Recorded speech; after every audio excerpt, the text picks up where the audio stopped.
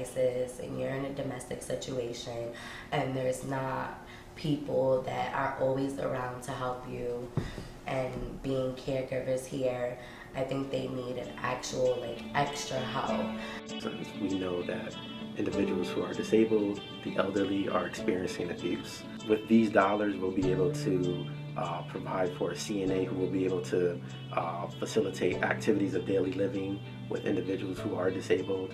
It'll be an opportunity for us to set the bar very high for other shelters. We want to be the benchmark. This funding, a new venture like this, a CNA and a domestic violence advocate, serving two roles. In an effort to serve our communities better, we underwent an enhancement accessibility assessment.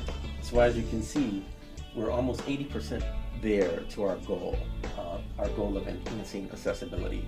In 2016, we started off with our client who happened to be disabled. Funding will allow us to recruit a CNA who is also certified as a domestic violence counselor. A CNA will be able to provide not only the counseling, the safety planning, the referral resources that an individual who is experiencing domestic violence, but also the activities of daily living that they need help with. Whether it's cooking, bathing, folding clothes, washing, it's just so hard, and it will be great to have that into these shelters and domestic violence situations. It's hard to make a decision and to go into a shelter when you're handicapped or you're disabled. It's so hard to make that decision. It's very complicated. It's difficult when you're in this type of setting. The setting is something that people are supposed to be, protected and safe.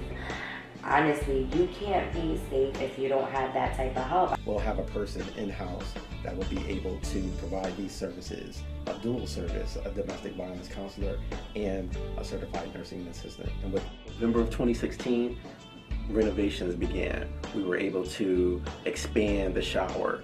We were able to make other doors accessible for individuals in a wheelchair. In January of 2017, again, we determined that a caretaker was needed. Someone with the expertise who would be able to service individuals in our shelter that were disabled, who were wheelchair bound, who were elderly. I can't help anyone that's in a domestic violence shelter because I don't have the certification. CNA/domestic violence advocate would be a resource to any family members who are caretakers.